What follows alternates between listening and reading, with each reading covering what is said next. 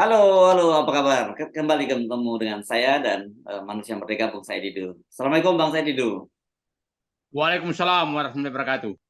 Ini soal pajak makin rame ya, karena sejumlah media mulai bongkar-bongkar ini. Jadi ini Rafael ini nggak main sendiri lah ya, gitu kan kita tahu bagaimana mungkin dia eselon 3 tapi bisa kekayaannya seperti itu gitu. Karena kan pasti kalau eselon 3 itu bukan pengambil keputusan kan gitu ya. Pasti ada gengnya gitu ya, seperti disinggung oleh Pak Pahala Nainggolan ya di Deputi Pencegahan. Dan sekarang memang mulai muncul wah pergengan itu dan Ibu Sri Mulyani nganggapnya ini sebagai sebuah musibah gitu. Kalau musibah musibah ini kan bencana alam atau faktor-faktor yang tidak bisa dikendalikan oleh kita. Tapi kalau namanya apa yang terjadi ini bukan musibah, yang benar itu musibah buat rakyat ya, buat bangsa ini ya mendapatkan para pejabat seperti itu ya bangsa itu ya. Eh, Banyak sekali yang menarik, Mas Hersuf. Pernyataan-pernyataan yang istilah saya pernyataan apa ya? Eh, Pernyataan kayak alat pemutih gitu. Ini memutihkan.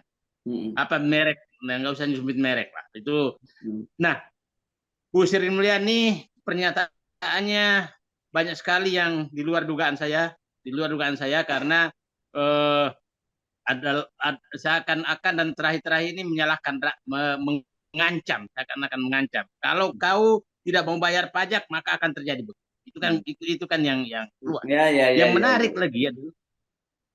menarik ya. lagi adalah pernyataan KPK Hmm, yang menyatakan ini ada geng. hmm, Oke, ada geng yang bekerja untuk melakukan permainan pajak. Nah, pernyataan kedua menyatakan ini persoalan kompleks dan Rafael bukan orang sembarangan.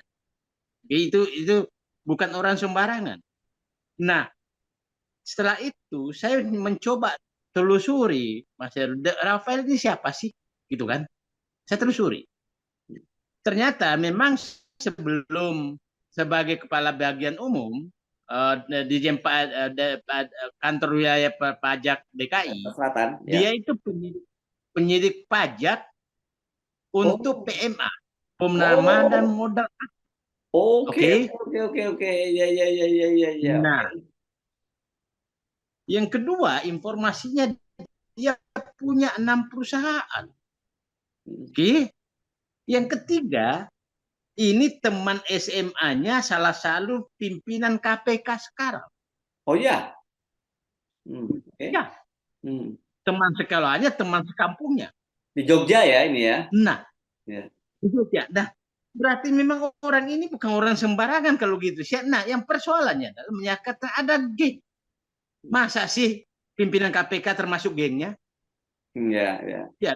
Nggak gengnya Nah, maksudnya di dalam. Waktu itu gengnya di geng di dalam pajak, maksud yang KPK gitu. ya, Ya. kita nggak tahu, siapa tahu gengnya sudah diperluas. Ya. Kenapa pimpinan KPK menyatakan ini bukan orang sembarangan, ini KPK nggak bisa ngungkap? Kan seakan-akan udah menyerah. Terus KPK hanya minta bantuan netizen untuk mencari, melaporkan kalau ada yang ini aneh nih, aneh, Hmm. betul-betul. Nah, jadi saya katakan ini adalah magma yang harus dibongkar supaya terbongkar semua. Pernyataan KPK sudah menyatakan ada 2 G di Dijen Pajak seperti itu. Ada 2 G. Nah, ini kan berarti mereka udah tahu. Ya. Tapi kita harus ingat bahwa ada teman sekampung loh di Hmm. pimpinan KPK. Dan teman sekampung itu yang aktif sekali sekarang keluar memberikan pernyataan KPK. Hmm. Aktif, aktif sekali. Nah, eh, tapi Sri Mulyani tidak tidak masuk ke dalam substansi. Dia masuk belokkan substansi kepada gaya hedonis. Hmm. Bukan substansi bagaimana pejabat ini mencuri uang negara lewat kong kali kong dengan wajib pajak.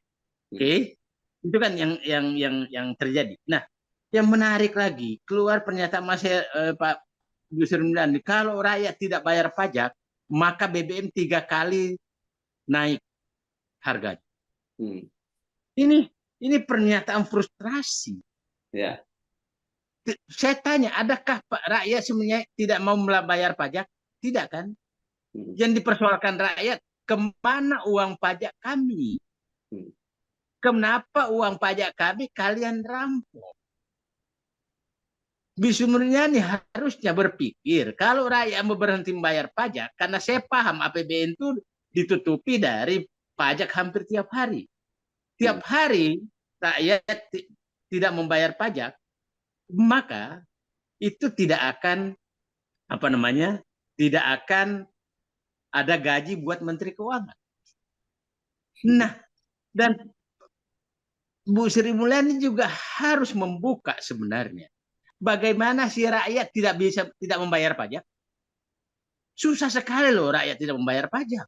Hmm. Saya bayar listrik, bayar pajak. Ya. Saya beli BBM, bayar pajak. Yes. Saya makan di restoran, bayar pajak. Hmm. Saya beli gula, beli kebutuhan pokok, bayar pajak. Ya. Itu bayar pajak semua. Terus gimana caranya kita nggak bayar pajak? Hmm. Beli rokok, beli perokok, bayar cukai. Ini pernyataan apa? Pernyataan frustrasi. Nah, terus yang memang ada pilihan adalah pajak mobil, ya kan? Pajak bumi dan bangunan. Tapi itu kan daerah semua, pajak daerah. Kalau yang nah PPh bagi yang kerja itu kan langsung dipotong di PPh-nya oleh pemberi kerja. Nah, terus masih rakyat diancam kalau nggak bayar pajak. Mungkin sebaiknya Bu Menteri Sri Mulyani berpikir bahwa BBM naik, subsidi listrik naik, harga pupuk naik, jalan-jalan berlobang-lobang, biaya sekolah naik, biaya kesehatan naik. Itu penyebabnya karena hasil karya Ibu Sri Mulyani membuat utang sangat besar yang mendekati 8.000 triliun sekarang, 8.000 triliun sekarang dengan bunga sangat tinggi mendekati 7% per bulan. Dan itulah yang menyedot anggaran lebih dari 40% pendapatan dipakai untuk bayar utang. Kenapa rakyat yang disalahkan? Nah, uang rakyat itu dipakai bayar utang. Coba kalau tidak ada utang sebesar itu, yang bunganya tinggi, nah maka tidak akan terjadi seperti ini. Kok rakyat yang disalahkan? Nah, perlu saya sampaikan di sini Mas Arsu, agar publik paham bahwa jumlah utang dan tingkat bunga itu kewenangan murni Menteri Keuangan. Ya. Oke? Bukan yang terlibat yang lain. Maksudnya begini, hanya memang di APBN, Menteri Keuangan lah mengusulkan berapa utang yang ditarik hari ini, tahun ini, dan apabila sudah diketok oleh DPR, maka yang menentukan itu kapan ditarik, bunganya berapa Menteri Keuangan. Sehingga saya berharap Menteri Keuangan juga berpikir bagaimana mempertanggungjawabkan terhadap meroketnya utang dengan bunga yang sangat tinggi. Karena hanya Anda yang menentukan itu, tidak ada tim lain. Ya. Hanya bukan. Nah, terus pertanyaan begini, kan sudah terungkap negara-negara ASEAN yang risiko negaranya, country risk-nya lebih tinggi dari kita, tingkat suku bunganya lebih tinggi, lebih rendah daripada tingkat suku bunga utang Indonesia. Oke? Nah, sehingga Bu Sri Mulyani harus bertanggung jawab. Kenapa itu terjadi? Jangan langsung seakan-akan orang-orang pajak itu bersih semua, hanya oknum yang melakukan, terus rakyat yang harus salah gitu. Itu Mas Sergi. Iya. Nah, kalau saya baca data-data lama ya, kebocoran uang pajak itu angkanya juga sangat besar ya, Bang Saidi. Bahkan ini sebenarnya cukup lama ya. Saya membaca tahun data cukup lama itu disebutkan sampai 40%. Kemudian ada yang menyebut angkanya itu juga sampai 56, sekian triliun untuk data kebocoran. Jadi sebenarnya kalau toh ini bisa disumbat gitu ya, di penyimpangan bisa dilakukan, ini rakyat nggak perlu dicekek oleh pemerintah seperti sekarang ini semua dipajakin gitu ya. Iya, saya yakin itu terjadi, dan saya yakin terjadinya tuh penyelewengan pajak tuh bukan terjadi di rakyat kelas menengah ke bawah. Saya yakin betul. Yakin saya itu adalah kelas menengah ke atas yang bisa kong kali kong. Kita dengar ada parodi yang sangat menarik tuh kemarin beredar, ya parodi yang sangat menarik yang pura-pura menelpon Raffi Ahmad, terus menawarkan bagaimana cara menghitung pajak dan akan membantu. Setelah itu dia telepon salah satu apa namanya ya, penghubung anak buahnya yang menjadi penghubung wajib pajak dan menyatakan bagaimana PT Angin Ribut itu sudah bayar sudah terima pokoknya 20% buat kita. Langsung dia menyatakan sudah dan sudah ternyata masuk ke rekening biasa. Terus nelpon lagi yang tempat penampungan itu duit sudah masuk 7 miliar. Terus langsung menyatakan udah apa bonnya, bon pembelian kayu. Ini cerita bagus sekali. Setelah itu dia telepon apa namanya teman selingkuhannya, ya, ini seakan-akan teman selingkuhannya menyatakan sedang kuliah ya, ini jadi saya belikan apartemen kan. Habis setelah itu telepon selingkuhan keduanya sedang syuting ya, jadi saya belikan kamu mobil. Habis itu dia telepon istrinya dengan gaya assalamualaikum warahmatullahi wabarakatuh, ini kita jadi umroh, ada rezeki Allah dari Allah, bayangkan rezeki dari Allah, dan bulan depan tolong adakan pengajian. Itu apa parodi yang sangat lengkap bagaimana mengambil uang dari rakyat, berkomunikasi dengan pajak, bagaimana penggunaannya, itu parodi. Nah itu harusnya menurut saya menyarankan adalah Bu Sri Mulyani menonton parodi untuk menghayati apa yang terjadi di Dirjen Pajak sebenarnya. Ya. Nah, tapi menurut Anda apa yang bisa dilakukan dalam situasi sekarang ini ya, Bang Said itu? Saya melihatnya begini, Mas. Ini kan kan begini.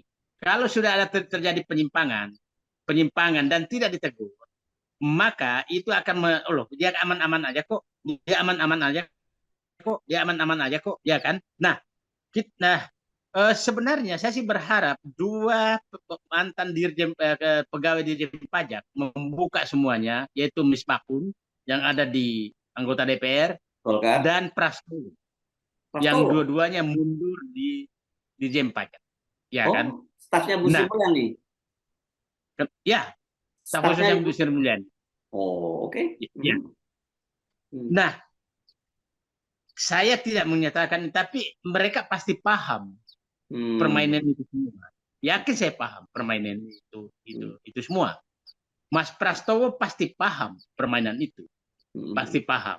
Nah, Mas Prastowo kan pernah men-tweet menyatakan tahun 2013 perasaannya, dia membuat Twitter agar kalau memperbaiki pajak maka bubarkan Dirjen Pajak dan bentuk unit pajak yang baru. Itu nah, tweetannya beliau ya waktu itu ya. Mungkin saatnya Bu Sri Mulyani mendengar apa maksudnya ini. Nah, tapi harus diingat juga Mas Hersu. Ingat kampanye Jokowi tahun periode pertama bahwa akan memisahkan antara Dirjen Pajak dan Bea Cukai menjadi badan tersendiri yang terlepas dari Kementerian Keuangan. Nah, agar pemasukan berbeda dengan pengeluaran sehingga Menteri Keuangan hanya mengurus belanja negara bukan penerimaan. Nah, saya tidak tahu betapa kuatnya Bu Sri Mulyani, ide ini nggak bisa jalan. Ide ini nggak bisa jalan. Nah, karena hampir semua di negara lain, Mas Hersu, itu seperti itu. Bagian penerimaan dengan bagian pengeluaran. Nah, kenapa ini berbahaya sekali? Karena harusnya bagian pengeluaran itu harus berdebat keras dengan bagian pemasukan. Itu pernah terjadi dulu, Mas Jesus, pada saat Bappenas yang menentukan belanja negara, Kementerian Keuangan menentukan pemasukan negara. Ya kan?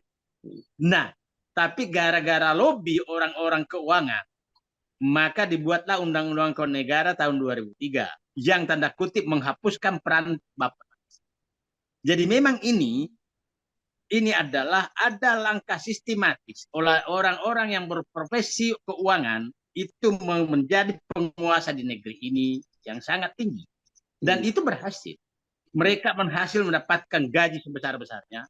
Mereka membuat selalu aturan, Mas, itu untuk aturan keuangan itu untuk profesi keuangan. Profesi keuangan itu pemeriksaan keuangan, audit pajak, apa macam-macam.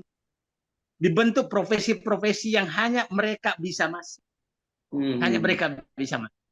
Nah, sehingga sehingga ada tempat nyambi. Ada tempat. Nah, bagi pensiunannya ada nyambi, Nah, ini menurut saya kasus pajak ini sudah saatnya membongkar geng keuangan yang menghancurkan negara. Geng keuangan, tanda kutip. Geng profesi keuangan. Nah, karena ini sudah geng mafia profesi keuangan di Indonesia, itu sudah membahayakan negeri. Itu, Mas. Baik. Oke, terima kasih. Jadi ini perlu keberanian untuk membongkar itu ya, Bang Edit ya. Oke. Baik. Jadi bukan pajak lagi, Mas. Ini adalah keuangan ya. Mafia. Ya, oke. Itu harus dibongkar. Yes, baik. Ya, baik, terima kasih Bang Saididu. Assalamualaikum warahmatullahi wabarakatuh. Waalaikumsalam warahmatullahi wabarakatuh.